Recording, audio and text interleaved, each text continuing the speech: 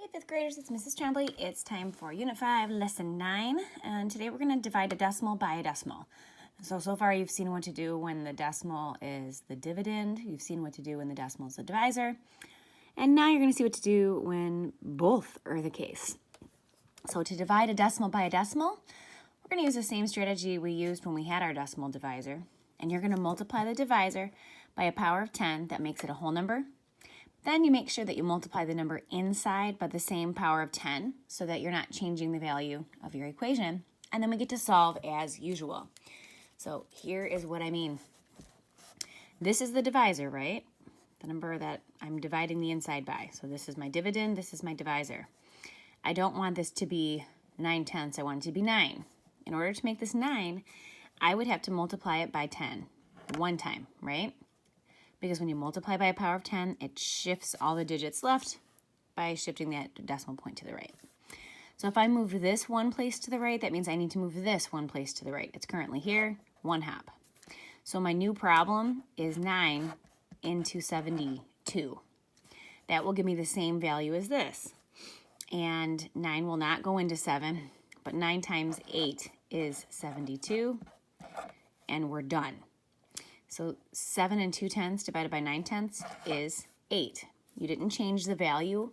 You just changed what it looked like to make it easier to solve. Okay, so then this next one, I have 400ths out here. I don't want my decimal point to be there. I want this to be 4. I want it to be a whole number, which means I'd have to move it 2 places, right? So if I move that 2 places, I would now have 4. But if I move that 2 places, I need to move this 2 places, 1, 2. So now it would be there. So the problem I'm actually solving is 4 into, if I just move that decimal point, I would have a 036.4, which is the same as 36.4. And the answer to the question, do we have to rewrite it, is yes, because so many mistakes happen when you're trying to solve it within this kind of mess. So don't do it. Rewrite it. All right, so 4 will not go into 3, but it will go into 36 9 times. In fact, 4 times 9 is exactly 36. And I'm going to drop down my 4. 4 goes into 4 one time. And now I don't have any digits left to drop, right? But I'm not done yet, because 4 times 91 is not 36.4. Remember, when you have a whole number as a divisor and a decimal value on the inside, we just get to keep that decimal right where it goes. And we saw with our mental math when we were figuring out how to divide up the money between 2 and 3 people, that's what happens. So 9.1 is correct. And you check these the same way. You can take 9.1 times 4 and you'll get what's inside. Okay, next, I have 6/10 into 372 thousandths. So I'll move this one place to the right. I'm going to rewrite that. I need to move this one place to the right. So I have 03.72. That means just plain old 3.72. I'm going to go ahead and just pop my decimal up there right now so that I know that I'm not going to forget. So 6 won't go into 3. You could put an X there, or if you notice, oh, here's that decimal point. There's actually going to be a 0 there, right? And 6 will go into 37. 6 times 6 is 36. And there's 1 left. I bring down my 2, and 6 times 2 is exactly 12. So I have 62 hundredths as our answer. Okay, maybe you want to try this next one on your own. If you're not ready yet, don't worry about it. But if you are, then do it. So I have this 32 hundredths on the outside. I want this to be 32. I always want my divisor to be a whole number. So I have to move this 2 places. So I'm going to rewrite my 32. If I move this 2 places, that means I need to move this 2 places so that I'm creating an equivalent equation. Remember, above the empty hops, we put a 0. So now I have 080, which is the same as 80. Correct? All right. So 32 will not go into 8. It will go into 80. And how many times will 32 go into 80? Well, I know 3 would be, more than 90, so I'm guessing only 2. And 32 times 2, I would just look at this as 32 plus 32, right? That's 64. And we're going to subtract 8, 7, and 10 minus 4, that is 6, and 7 minus 6, that is 1. So I have 16 right here, right? And I don't have any other digits left to drop, do I? So this would be 2, remainder 16. Now this is 2 remainder 16 out of 32. So honestly, 16 out of 32, isn't that half? You could call this 2.5 or 2.5 if you want to be fancy. All right, next one here, I'm going to go ahead and shift it 3 places. 1, 2, 3. 1, 2, 3. So when I rewrite this, I see that I have a 45 outside. And inside, I have 4, 1, 8, 5, and 0. Okay, so no decimal points. Very nice. 45 will not go into 4. It will not go into 41. It will go into 418. You have to figure out about how many times will 45 go into 418. I would look at 45 like it was 50. And I know that 5 times 8 is 40, so 50 times 8 would be 400. But that's 5 less every single time, so it has to be either 8 or 9. I'm going to go with the 9 because that's 5 less than 50. And now I need to do 45 times 9. So off to the side, I would write my 45 times 9. 9 times 5 is 45. 9 times 4 is 36, and 36 plus 4 is 40. So I get 405. Now, where do I write that? Well, right here is where what I was working with, right? And I'm looking at this 418, so I'm going to match up. I'm going to line up the 405 underneath the 418. And we subtract. 8 minus 5 is 3, and 1 minus 0 is 1, and 13 is less than 45, so I know that we're good. Now I'll drop down my 5 and see how many times 45 will go into 135. Well, let's see. If this was close to 50, I know that 2 50s would make 100. 3 50s would make 150, which that's more than this, but this is 5 less than 50, right? And if you have 5 less than 50 3 times, that would be 15. I'm going to go with a 3 on this. And now I just need to do 45 times 3. 5 times 3 is 15. 4 times 3 is 12 plus 1 is 13. I get exactly 135. Yay!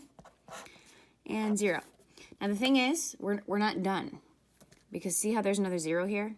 You still need to drop that down. And 45 will go into 0 times. And yes, when you subtract, you get nothing. So this should be 930. You can't just stop at 93. There's still another place value. That 9's in the hundreds place, the tens place, and I need a number in the ones place. All right, next, I'm going to shift this over 1 place, so I need to shift this over 1 place.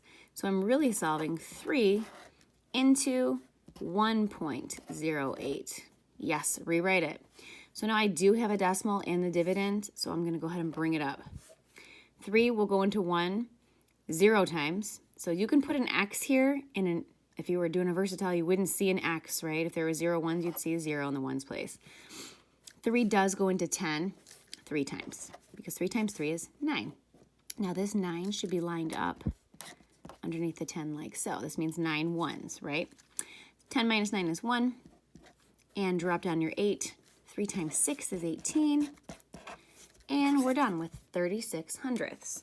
Now, that's 36 hundredths. That's still the answer to this one up here. We're just changing what it looks like to make it easier to solve. We've created an equivalent division equation, just like you create equivalent fractions, because fractions are tiny little division problems. It's true. Okay, next one.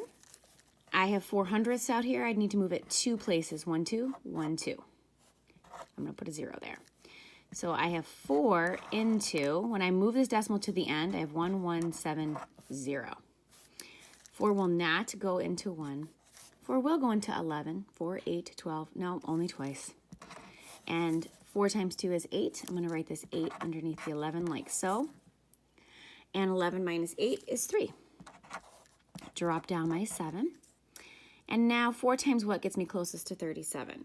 Well, 4 times 8 is 32. 4 times 9, 4 times 9 is 36. And I'm going to bring down that 1. Okay, 0, that's what's left here. 4 times 2 is 8, and 10 minus 8 is 2. So there's no more digits left to drop, right?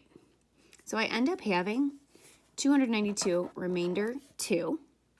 You could also look at this as 292.5 because if you have a remainder 2 out of 4, 2/4 is the same as 1/2, right?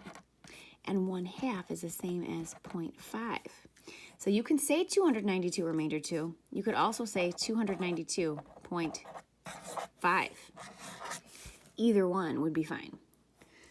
Okay, next one. I'm going to move this 2 places right, and I need to move that 2 places right. Above the empty hops, we're always putting our zeros.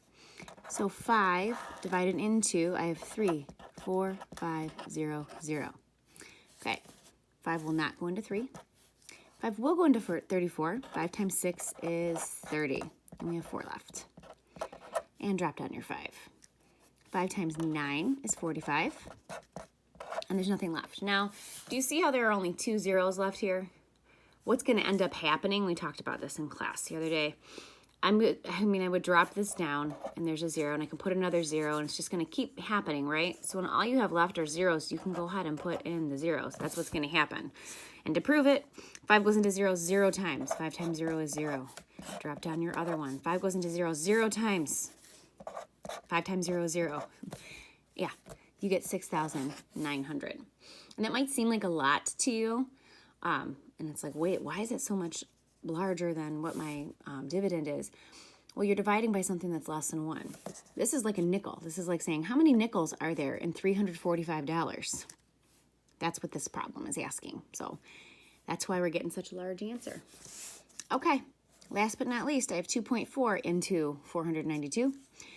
Why don't you pause it and try it on your own? I'm going to shift this 1 place right. That means I need to shift this 1 place right. So we're going to look at this as 24 divided into, I have 4, 9, 2, and we had to put that 0 there. I know that 24 will not go into 4. It will go into 49, and it should go into 49 2 times. 24 times 2, you can look at this as 24 plus 24. That's 48. There's 1 left. And bring down this 2. And 24 goes into 12. How many times does 24 go into 12? 0 times. And 24 times 0 is 0. There's 12 left over, and bring that down. And now you have to just ask yourselves, how many times will 24 go into 120? Well, I know that 25 goes into 100 4 times, but that's 1 less than 25. So I bet you we could fit 5. If you wrote 4, it's okay, but you are going to end up having to erase, and that's okay. So let's do 24 times 5 to see if we're right. 24 times 5. 5 times 4 is 20. 5 times 2 is 10 plus 2 is 12. Yes, we get 120. If you picked 4, you'd end up getting a remainder that it's 24. And if you get exactly 24, we know, oh, I can fit 1 more group. So the answer to this is 205.